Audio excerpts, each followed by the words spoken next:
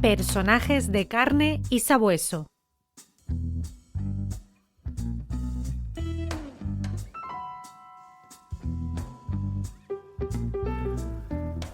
Nos encontramos inmersos en los últimos años del siglo XIX. El mundo cambia a velocidad vertiginosa. En Estados Unidos, los hombres de Alan Pinkerton cabalgan de costa a costa, protegen trenes, infiltran huelgas, levantan archivos inmensos. Sus oficinas son grandes, sus informes meticulosos, sus anuncios habituales. El detective norteamericano es casi un héroe popular, una leyenda, un símbolo del orden moderno. En Francia, sin embargo, el panorama es muy distinto. Aquí, la investigación privada siguió otro camino, más discreto, más legalista, más próximo al despacho de un notario que a una agencia de aventuras. Y no es fruto de la casualidad. Desde comienzos del siglo XIX, el Estado ha guardado con celo sus prerrogativas. Los privados no pueden portar armas, no pueden arrestar, y he aquí la clave, no pueden anunciarse. Ningún cartel, ninguna fanfarronada en prensa. El oficio se ejerce en voz baja, tras una placa sobria y una puerta acolchada.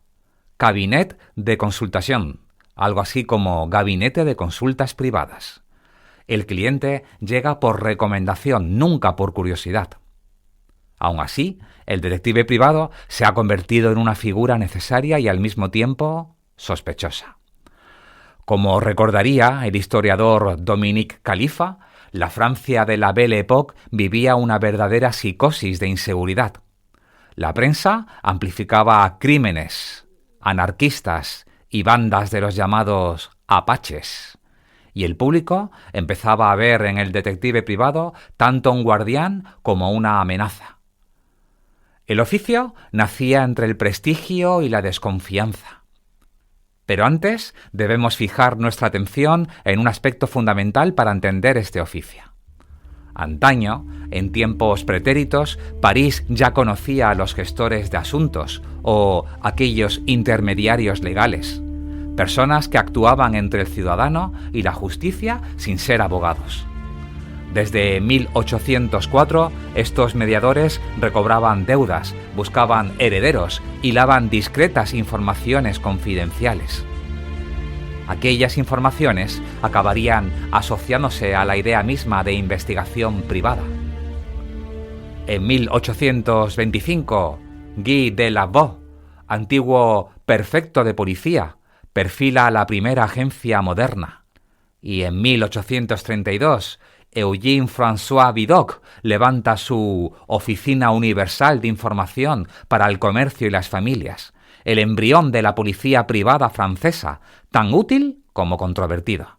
Y desde entonces, dos modelos corren en paralelo. El americano, grande, público, espectacular.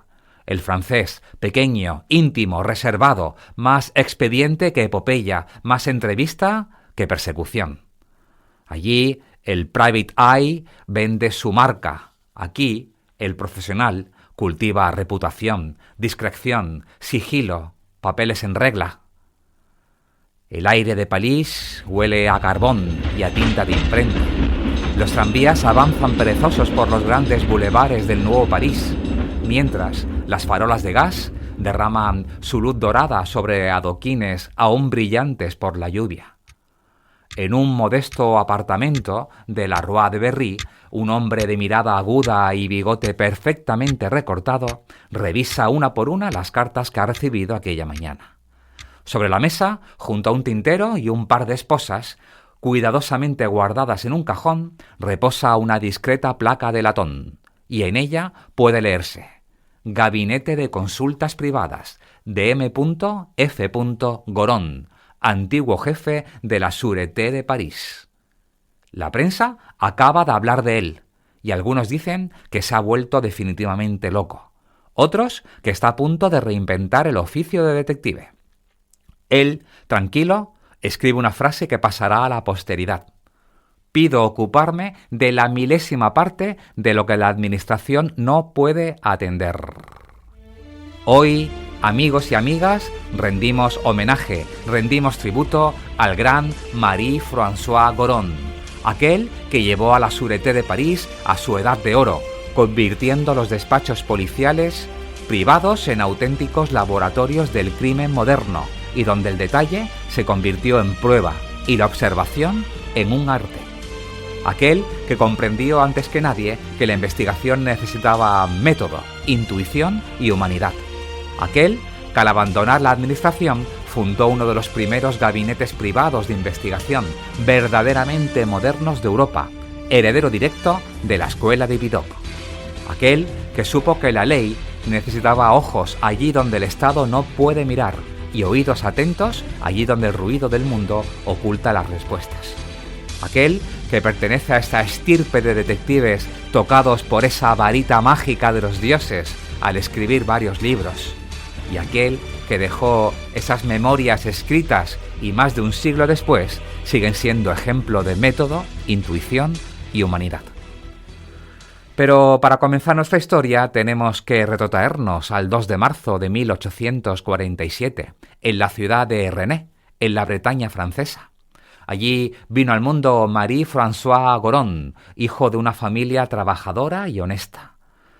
Su infancia transcurrió entre los muros del Liceo de Rennes, donde cursó estudios hasta el nivel de secundaria. Y ya entonces mostraba un carácter curioso, metódico, de una disciplina que rozaba la obstinación. Y no es fruto de la casualidad que al cumplir los 18 años decidiera alistarse en el ejército. Durante 6 años de servicio combatió en campañas de Martinica, Argelia y en la guerra franco-prusiana de 1870. Y de aquellos años de uniforme se llevó 2 certezas que marcarían su vida: el gusto por la organización y una profunda desconfianza hacia la improvisación. Sabido es que la guerra forja el temple del hombre, y en el ejército Goron ascendió a caporal, luego a cabo y más tarde a suboficial, para acabar finalmente como capitán ayudante mayor. Su hoja de servicio lo definía como un hombre enérgico, escrupuloso y dotado de gran sentido práctico. Cuando colgó el sable no se lanzó aún al mundo policial, sino al mundo civil. Primero trabajó como empleado de comercio, luego como negociante mayorista de vinos en Rennes. Y aquellos años detrás del mostrador le enseñaron algo que ningún manual podía ofrecer: la lectura del rostro ajeno. Aprendió a distinguir al cliente sincero del embaucador, al comerciante honesto del estafador hábil con la palabra. Y sin saberlo, estaba entrenando el ojo del investigador. En 1879, movido por un espíritu aventurero que nunca le abandonó, partió hacia Sudamérica. Vivió en Paraguay y Argentina, donde participó en la fundación de una colonia en el Gran Chaco llamada Formosa. Allí aprendió español y portugués, lenguas que más tarde le servirían para entablar una estrecha amistad con varios detectives españoles, entre ellos el detective catalán Antoni Tressols, otro de los máximos exponentes del antiguo detectivismo en España y al que también, por supuesto, dedicaremos su merecido retrato en Personajes de carne y sabueso. Fue testigo de estafas, fraudes y crímenes de frontera, de pasiones que ardían más rápido que la pólvora. Y allí, quizás sin saberlo, se empezó a gestar el detective. Regresó a Francia en 1880 y un año después ingresó en la Prefectura de Policía de París. Era 1881 y París hervía. La Tercera República levantaba la cabeza entre huelgas, conspiraciones y un submundo criminal que parecía inagotable. Goron comenzó desde abajo, secretario suplente entre los comisariados, primero en Neuilly y luego en el barrio de Saint-Vincent-de-Paul. Su ascenso fue meteórico. En 1885 ya era comisario de Pantin y el año siguiente subjefe de la Sûreté. En 1887, apenas 6 años después de entrar en la prefectura, fue nombrado jefe de la Sûreté, es decir, jefe de la Policía Judicial de París. y en aquella época equivalía al máximo responsable de la Policía de Investigaciones Criminales de Francia. No es fruto de la casualidad. Su talento era evidente. Era un policía ortodoxo en cuanto a su formación, pero tremendamente hereje en cuanto a sus intuiciones. Creía en la inteligencia y la empatía. Podían resolver lo que la fuerza bruta solo empeoraba. ¿Y su despacho? Su despacho era un museo viviente. Esposas colgadas en el mueble, puños americanos, retratos de delincuentes y toda una biblioteca de derecho, medicina legal y sociología.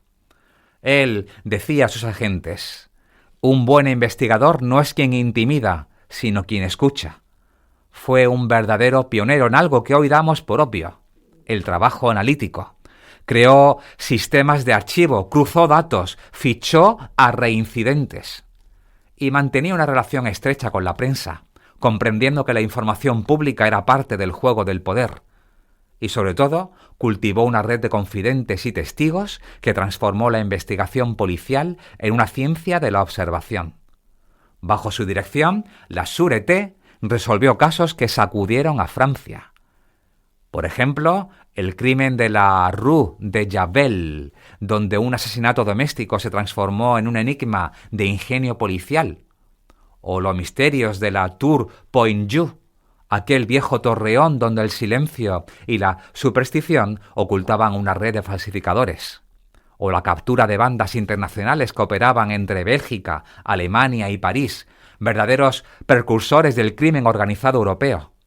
Cada caso, un desafío. Cada investigación, un laboratorio donde la lógica y la intuición caminaban de la mano. No fue un hombre de despacho, no, sino de terreno. Visitaba las escenas del crimen con una libreta en el bolsillo y un cigarro sin encender entre los labios. Observaba, anotaba, preguntaba, y si no hallaba respuestas, volvía al día siguiente. Su fama crecía hasta convertirlo en una figura casi legendaria. En 1889 fue condecorado con la Legión de Honor, reconocimiento reservado a los servidores más notables del Estado. Pero, como suele ocurrir, el éxito trae enemigos. Una oscura historia de nota de gastos y bonos de caja lo obligó a abandonar el cargo en 1894. Lo cierto es que nadie demostró nada, pero la maquinaria burocrática ya había hecho su trabajo. Se le eximió de culpa, se le concedió el retiro y el hombre, que había sido la mente de la policía parisina, se quedó solo. Eso sí, con su experiencia y con una idea. Era 1896. El París de finales del siglo hervía de periódicos, de salones literarios y de una nueva clase media hambrienta de seguridad. Y fue entonces cuando Goron decidió fundar su propio gabinete privado de investigación. En aquella época, el término detective privado sonaba casi a burla. Vidocq, cierto es que había sido una leyenda romántica, sí, pero también un proscrito a ojos del Estado. Las agencias de informaciones eran vistas con sospecha. Algunas bordeaban el chantaje, otras el espionaje industrial. Y Goron lo sabía. Por eso, cuando el 10 de septiembre de 1896 envió una carta prospecto al periódico Monde Parisien ofreciendo sus servicios, la prensa pensó que era una broma. Creyeron que la había escrito Le Misé Thériault, un célebre humorista. Pero no, era real. En la carta, Goron explicaba que no pretendía fundar una agencia de informaciones, de esas ya hay demasiadas, decía, sino un gabinete de consultas, discreto, selectivo, sin oficinas ni anuncios, donde trabajaría solo o con uno o dos ayudantes, eligiendo sus casos según su conveniencia. Y su lema era claro: lo que la administración no pueda atender, lo atenderé yo. Era, en esencia, la definición perfecta del detective moderno. Y así nació el Cabinet Goron, en el número 8 de la Rue de Berry, en pleno corazón de París. Allí, sin cartel ni ostentación, Goron recibió a empresarios, abogados, esposas preocupadas, familias desesperadas. Y cada caso era tratado con la meticulosidad de un cirujano. No se anunciaba en los periódicos porque no lo necesitaba.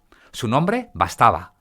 Los que tuvieron la suerte y fortuna de vivir aquella época recordarán su figura como la de un caballero del misterio, discreto, prudente y con una voz grave que imponía respeto. Su paso de funcionario público a investigador privado no fue un retiro, sino una continuación natural de su vocación. Él mismo lo dijo en una entrevista: «No he dejado a la policía, solo la he trasladado del despacho al corazón de los hombres». Y además de detective, Goron fue un escritor prolífico. Sus memorias se publicaron a partir de 1897 y alcanzaron un éxito extraordinario. En ellos relataba sus casos más célebres, pero también reflexionaba sobre la moral, la justicia y el papel del detective como mediador entre la ley y la compasión. Obras como El amor criminal o Los parias del amor o Flor de presidio mostraban su faceta más humana. Sabido es que veía en la prostitución y la pobreza no un crimen, sino una consecuencia. En su ensayo, La policía de las costumbres, no más San Lazar, hospitales, no prisiones, del año 1900, defendía que las mujeres arrestadas debían ser atendidas en hospitales, no encerradas. Era una época de represión y aquella idea era revolucionaria. Goron fue, por tanto, policía, detective y también reformador social, un hombre que entendió que la justicia no debía castigar sin comprender. Pero su historia no terminó con él. Su gabinete sobrevivió a su fallecimiento. Eso mismo ocurrió con varias agencias en medio mundo, e incluso, en este caso concreto, creció. Y muchos años después de su muerte, en 1954, fue adquirida por la familia Chenevier, que mantuvo su nombre como homenaje. Hoy, curiosamente, Goron SAS es una de las empresas de seguridad privada más antiguas e independientes de Francia y del mundo. Más de 3.500 empleados, un siglo y cuarto de historia después. Y un lema que, aunque nadie lo pronuncie, sigue vivo en su ADN. Atender aquello que la administración no puede atender. Ese es el legado de Goron. De la Sûreté al despacho privado, del archivo policial al informe confidencial. Su figura es el eslabón invisible que une el nacimiento de la investigación pública con el mundo moderno del detective privado. Antaño, en tiempos pretéritos, los detectives eran aventureros solitarios. Hoy son profesionales formados, regulados, herederos de una tradición que comenzó con Vidocq y que Goron consolidó. Su recuerdo, desde luego, parece inamovible y constituye uno de los máximos ejemplos de cómo un solo hombre puede transformar un oficio entero. Fue un investigador metódico, un narrador apasionado y un reformador con alma de soldado. Pero por encima de todo, fue un hombre que creyó en la verdad como un servicio público. Tras 85 años de asombrosa aventura, fallece el 4 de febrero de 1933 en Sannois, a las puertas de París. Hasta aquí nuestro homenaje a Marie-Françoise Goron, nuestro protagonista de hoy en Personajes de carne y sabueso.